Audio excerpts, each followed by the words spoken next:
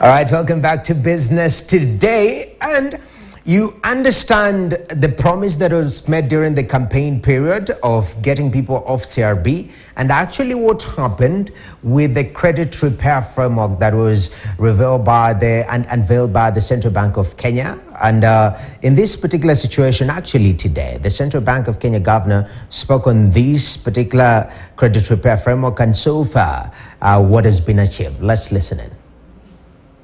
The idea here is to work with the borrower to repair their credit record.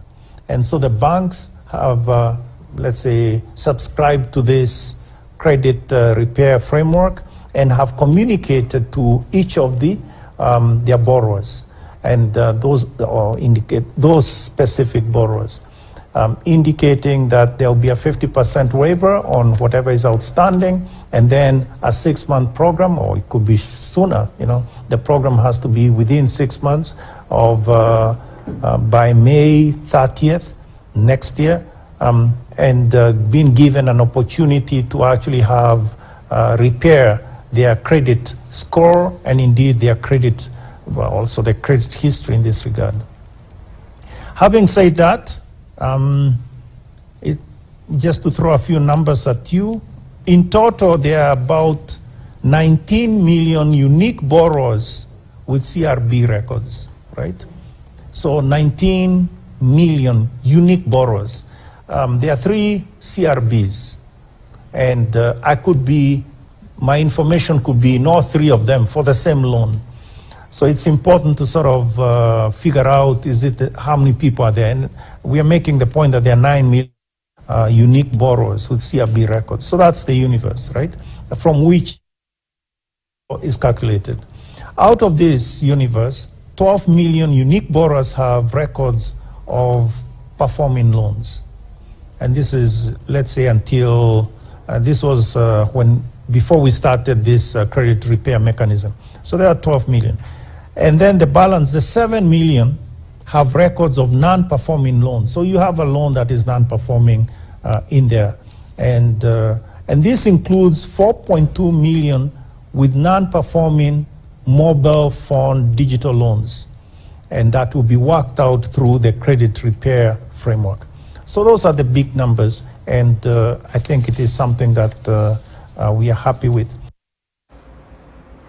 All right, so that is the talk around credit repair framework, which touches on many millions of Kenyans, to be specific. But right now, we still want to talk credit, but kwa ground. I know this quote has been overused, mutilated, saying that kwa ground vitu ni different. And when we have a conversation about credit access to the micro and small enterprises, which feature majority of our businesses, almost 80% in this country, sometimes our talk up here is different with what exactly is happening down there. Well, right now I'm joined in studio by Kim Karuki, who is the banking and financial services specialist at Microsoft Consulting. And Microsoft did they released an interesting report dubbed Women in Open Air and Cross-Border Trade in Kenya, Insights from the Financial Diaries Research.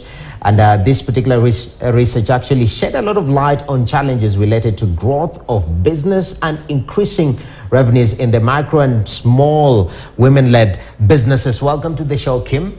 Thank you very much for having me. I mean, that particular report, first of all, when you talk about data collection and doing research on the ground, people have to really trust you to give you all this information. Talk to us about that particular process and how is it on the ground first? No, very good question. I think one of the things that we sometimes forget is we're dealing with people and they have real needs, they want to be understood. And if you give them a space to talk, they will.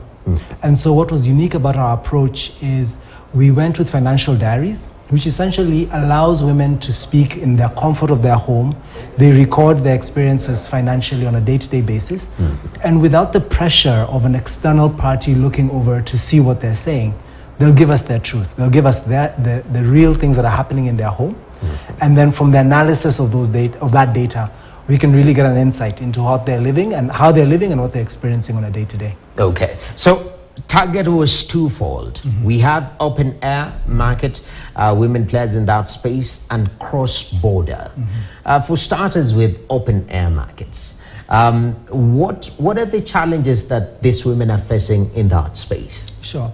So, all of us can think about a mama mboga somewhere in the local market that you go to buy fruit, to buy clothes.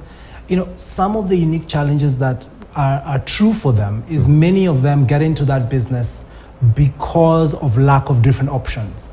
Either they're facing a crisis at home or something else has happened that has found them there. And we can all relate to this story. You remember when at the height of the pandemic, a number of people unfortunately lost their jobs and folks began to sell produce along the roadside. So all of us can understand this need to meet the family's concerns, and that's what drives many of those women there. And because they're informal, most of them don't have the security that comes with having a job, having a salary, or even being able to feel secure in that place. They're often harassed and victimized. Sometimes they fall prey to actors who are not particularly well-meaning, just because they're trying to eke out a living. Yes. And beyond that, many of them struggle with digital technology. And so without that comfort and familiarity to use these sophisticated tools, many of them are relying on informal money sources for lending, and that creates a challenge. Definitely.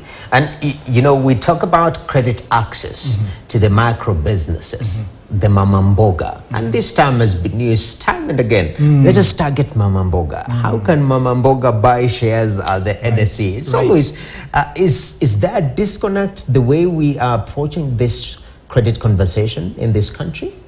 I think slightly. There's a disconnect because we don't really understand who we're designing the credit for. So when we did this analysis, we found that there are actually different cohorts of women.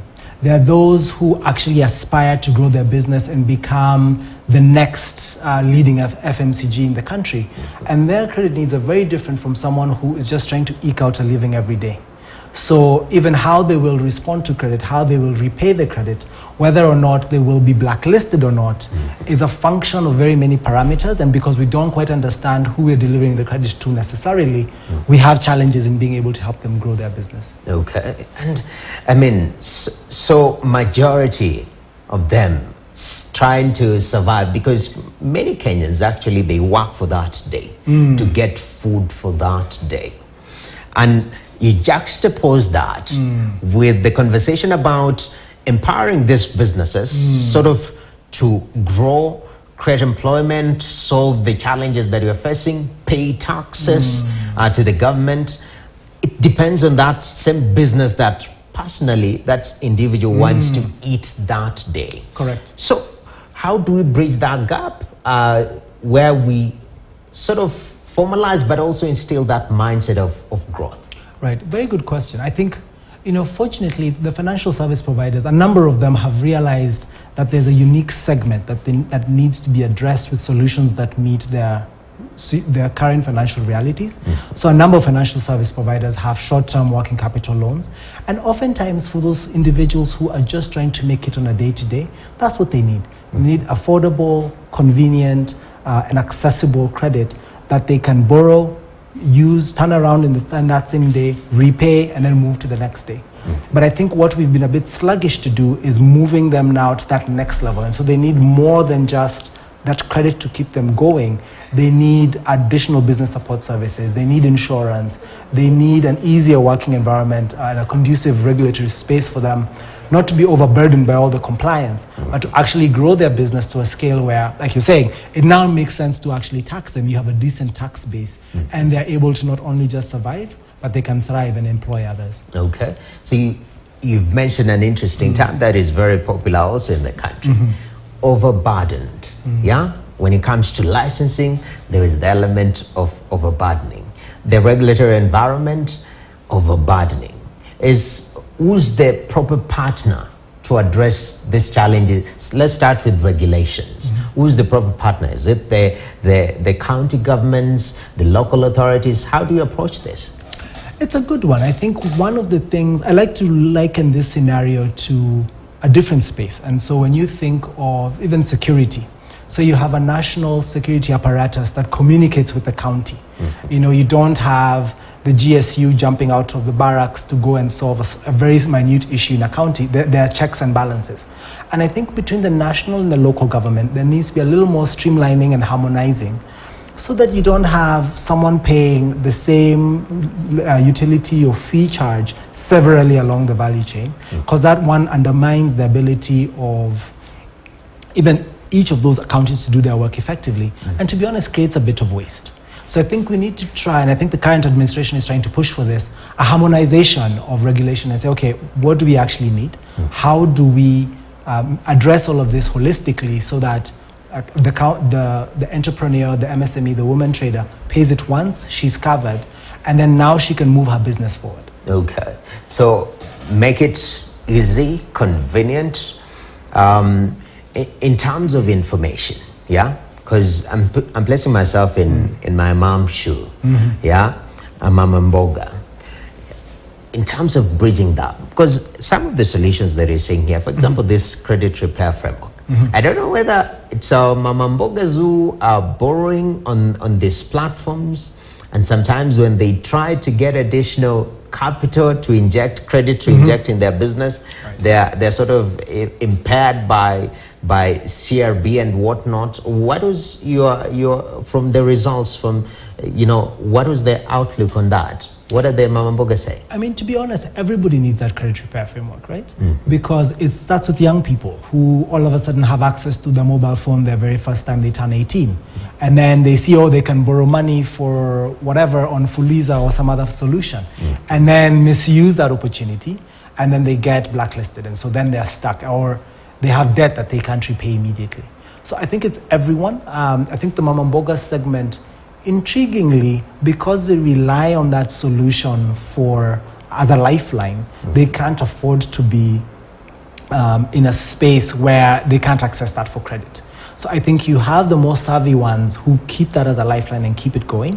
So an anecdote in the financial sector space goes, many of these short-term loans are borrowed before the day begins, because the Mama Mboga has to buy groceries at the market when it opens at 6. So even before the bank is open, she has already gotten her loan. She will go buy her stock. By the end of the day, before the bank can even charge that 1 day's interest, she's repaid and she has enough money to do the next transaction. So I think the ones who are savvy enough know how to work the system and utilize that short-term working capital solution. But now the question becomes, how can we do that for the majority of Kenyans who aren't as savvy? Definitely. How do we then expand that? Information gap seems to be there, so more information. Apart from that, I don't know whether, because the president was talking about, listening to him about smartphones, for example. We need to manufacture on and make it more affordable so that it's a common thing to have smartphones. Right. What is the low-hanging fruits in terms of solving this challenge? I think we have to drill it down to the level to which Mama Mboga in this case understands. And I liken it to the scenario in developing countries where people understand the 5 things that they should do to manage their credit well. So you will be told from the time you get your credit card, they'll tell you, make your minimum repayments. Or when you're making a purchase, use your credit card, so you build a bit of a credit history. So I think we need to come up with 5 or 6 heuristics around, this is how Mama Mboga should utilize her solution, her credit facility, so she can grow her limit. And we are seeing a number of financial institutions getting this. A number of them host webinars, a number of them communicate, these are the 5 top things that you need to do to manage your credit limit. But I think we need to make that even simpler and take that all the way down so that people know exactly how, for example, to benefit from this credit repair framework, how do they need to work with their financial service provider, and what do they need to do to transform their lives. Definitely. And the potential that some of these reforms do hold for the sector, I think they are immense. From your research, I'm pretty sure, as Mama Mboga has told you, if I got 10,000 every month to additional investment in this business, this will be. So what is the potential of these reforms? You're absolutely right. The Mama Mbogas actually did tell us they're facing 3 major constraints when it comes to credit. It's not accessible in some instances, it's not convenient, and then it's not affordable. We recently had a conversation with financial service providers to really address these issues. And they were candid enough to tell us, actually, when it comes to affordability, we need a cheaper source of wholesale lending, otherwise we cannot translate the benefits. When it comes to accessibility, they told us, we want to make this easy, the regulators are making it easier for us. Digitization is the way to go to reduce that burden and light KYC and other things, but it's costly. There's some capital investment required at the beginning, which is hard to do. And then sometimes those financial institutions as well are facing headwinds from their own management, from their stakeholders. So then it's not just a turn of the switch and then we're going digital. And then on the convenience thing, overwhelmingly everyone said, let's digitize. But I think there's even more convenience coming down the road. But again, there are costs and there's resistance to driving that digitization or embracing a new way of doing business, which is tricky. All right. Because I know banks, for example, and financial institutions are very risk averse. And I think when they're building the risk profile for Mama Mboga, I don't know whether it is misconstrued in a way that their business is quite risky, especially without corroborating credit information. This person has been in the business for like 10 years and they have been borrowing and they repay and they buy stock in the morning, in the evening they sell, they buy again in the morning. In terms of the way we assess risk for Mama Mboga, should the approach be different? I think some financial institutions are actually getting it. So already, even as recent as today, we saw some financial service providers saying we are going to go 100% on risk-based pricing. And I think that's the direction. The challenge I think we're facing is that data is not sufficient. So for these models to actually get to a level where you can predict with enough certainty that yes, Mama Mboga will repay, you need tens, millions of records to be in that are clean. And I think that's where the financial service providers are working towards. And I think we will get there. I think we will get to a point where, and I think a number of financial institutions have realized, like, listen, if you lend to women, they will repay. And so you've seen a lot of business models pivoting to focusing on lending on women. Definitely. And as we finish up, I know there is a goal. Now you've met all these establishments through your research and your report. What is the end goal? Is there a target person that you're hoping they pick up this document and work on it, implement some of the changes? Yes, I think we're targeting different folks to do that. So we want, of course, the financial service providers to use this document as a bit of a gut check to say, why are we missing out on this segment? We want also regulators to look at this scenario and say, oh, we can actually make this easier for financial service providers who want to comply. And then ultimately, we also want the Mama Mbogas and other stakeholders, you and I, to really think about this and say, how can we make it easier for ourselves to make it easy for the market to give us credit? All right. Thank you very much. Excellent. Kim Kariuki. Thank you so much. I know. We're talking about Kim. I thought it was Kimani. Then you tell me, oh, the parents had to just leave us in a suspense there. It's Kim and it's Kim. They kept it simple. Simple and clear. Yeah. Thank you very much for your input, sir. Thank you so much. Kim Kariuki is the banking and financial services specialist at Microsoft Consulting. And he says our approach quite ground, as he puts it. Yeah, we have to have a targeted approach when it comes to boosting credit to the Mama Mboga section of this country, which is a lot of people. And this particular report, you can search for it, of course, under Microsoft Consulting. Go through it. I'm pretty sure you'll gain something from it. With that said, that's where we put a full stop to today's business today. You know, most people call Thursday the day before Friday. So let us do what? Let us stop the show right there. I'm Noah Kipkemboy. And it's been a good run, to be honest. Enjoy the rest of your viewing. We have KTN coming up in the next hour. Enjoy. We're out.